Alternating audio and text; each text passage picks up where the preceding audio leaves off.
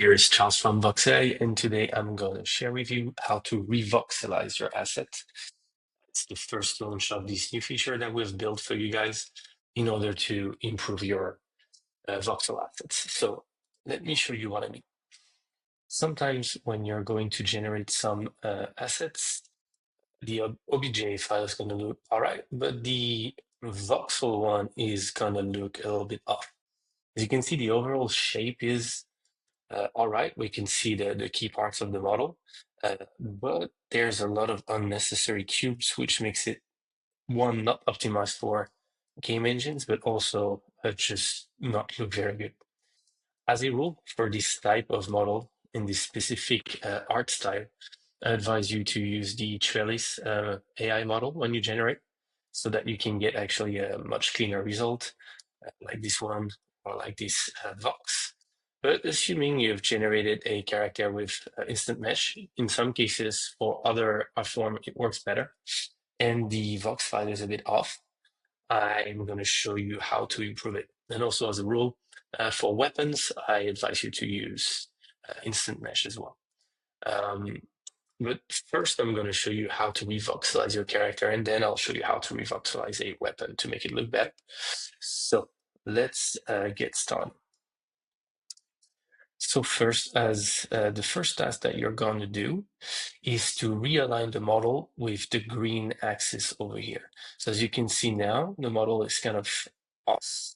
The axis is like his eyesight is kind of like looking at this way. So what we want is to reposition. So you can use here, you can click here on this green line to rotate your model and try to align his sight to the green line. Once you have a bit more experience, you can do it in this way. But at first, if you're unsure of how the green axis is aligned, how the green line is aligned, you can try to find a 0-degree angle like here. So basically pointing the green light into your eyesight in the center. So it's not super easy. It requires a bit of practice. But after doing it a few times, you'll get it. So here, basically, I'm just going to point the model right in front of me.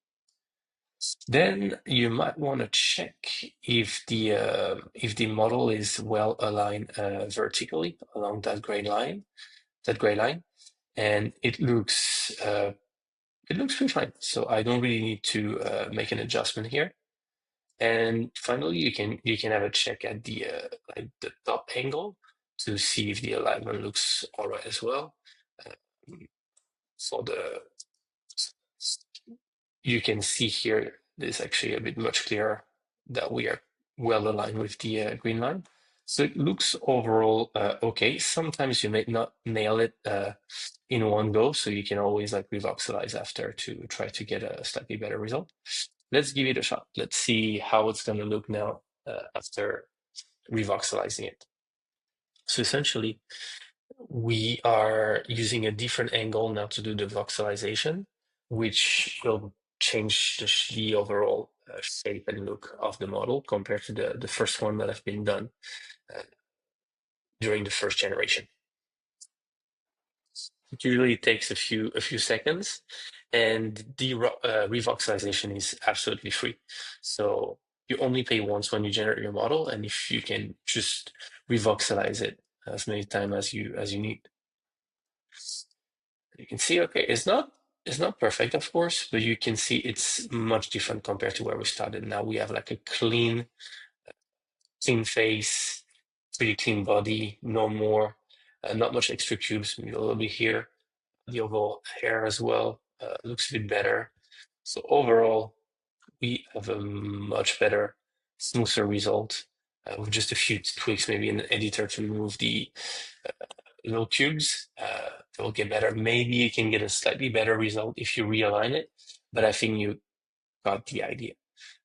So it really changes the way the model looks. So I really invite you guys, when you're not satisfied completely with your voxel model, to try the Re-Voxelize function. You just need to click edit mode and you're good to go.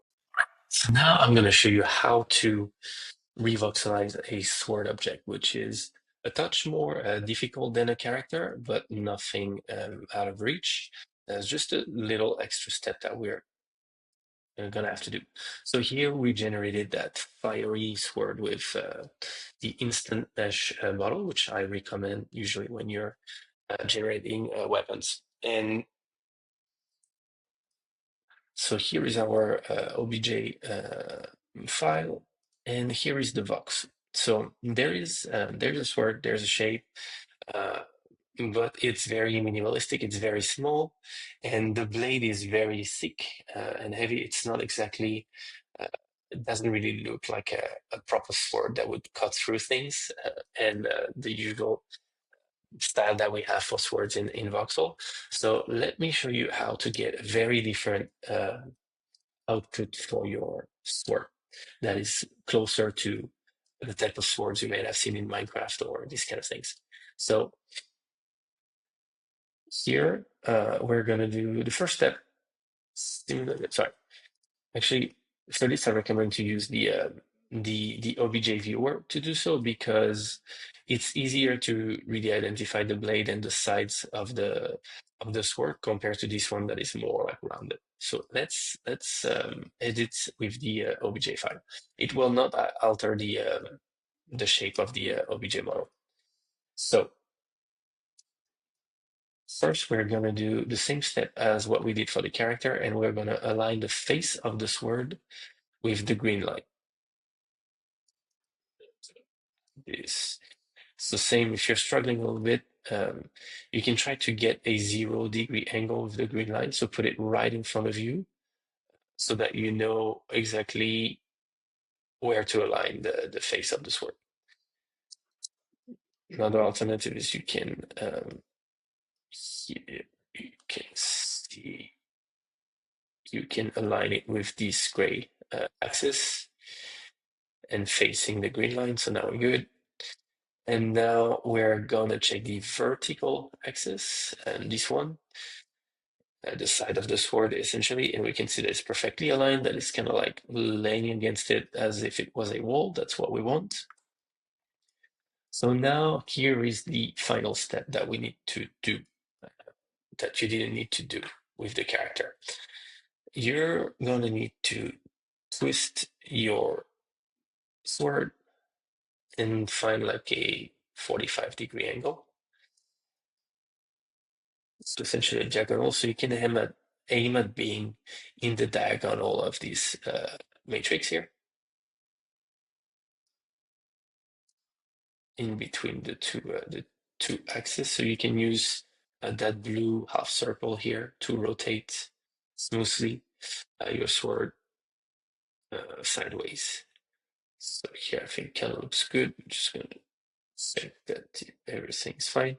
Okay, so it might not work perfectly on the first try, but let's give it a shot. So as usual, just should take just a few seconds.